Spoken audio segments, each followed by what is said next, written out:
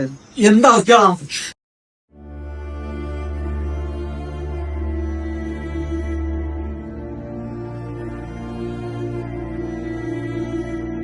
നീ എന്താ ചാക്കര ഞാൻ ദുഃഖിച്ചിരിക്കുന്നേ?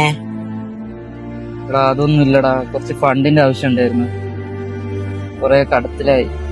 വാ, ഈ മയത്തിരിക്കണ്ട, ഉള്ളിൽ പോയി സംസാരിക്കാം. വാ.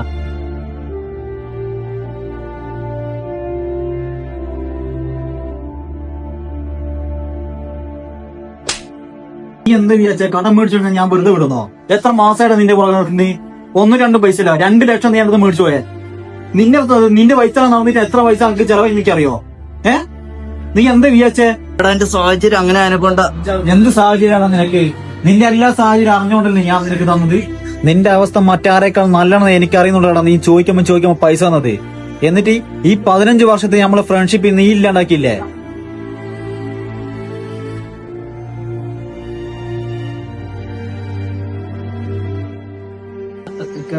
അതെന്റെ അവസ്ഥ കൊണ്ടായിരുന്നു.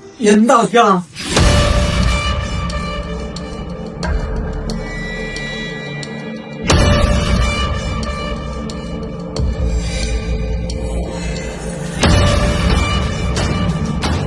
എന്റെ പൈസ എന്താ റെഡിയായോ? ഹലോ, എന്റെ പൈസ റെഡിയായോ? ഇന്നലെ ഞങ്ങളടുത്ത് വന്ന എന്റെ അവസ്ഥ പറയാനായിരുന്നു. എന്താ അവസ്ഥ? അത് ഞാൻ നിന്റെ അടുത്ത് പൈസ വാങ്ങിന്നുള്ള ശരിയാണ്. അത് വാങ്ങിയത് എനിക്ക് ബ്ലഡ് ക്യാൻസർ ആണ്. അതിന്റെ ചികിത്സക്കാണ് നിന്നോട് ഞാൻ പൈസ കേട്ടിച്ചത്. എടാ, ഇത് നീ ഫസ്റ്റ് എന്നോട് തുറന്നു പറഞ്ഞിട്ട് ഒരു പക്ഷെ എനിക്ക് നിന്നെ രക്ഷപ്പെടുത്താൻ പറ്റുമായിരുന്നു. ഇതിപ്പോ ഞാൻ ഈ കൊള്ള പലിശക്കാണ് നിനക്ക് തന്ന പൈസ മേടിച്ചത്. ഓനാണെങ്കിൽ എന്നെ വല്ലാണ്ട് ഡിസ്റ്റർബ് ആകുന്നു. എന്റെ പുര വിട്ടിട്ട് പോകാനുള്ള പരിപാടിയാ. എന്നുവെച്ചാല് ഓന് അത്രയും ഇറിറ്റേഷൻ ചെയ്യുന്നത്. ആ ഒരു അവസ്ഥയിലാണ് നീ എന്റെ സിറ്റുവേഷൻ. നിനക്കെന്താ എന്റെ അവസ്ഥ മനസ്സിലാകുന്നത്? നീ ഇത് ആദ്യം പറഞ്ഞിരുന്നെങ്കിൽ ഒരു പക്ഷെ ഞാൻ എന്തെങ്കിലും ചെയ്തിരുന്നില്ലേ? ഇനി എന്നോട് ക്ഷമിക്കണം. എനിക്ക് ആ ഈ വേദനയും കൂടി സഹിക്കാൻ പറ്റുന്നില്ല. ഇനി ഞാൻ ഈ ഭൂമിയിൽ ഉണ്ടാവൂല. മതിയെ എനിക്ക്. ഷാക്കിറ, നീ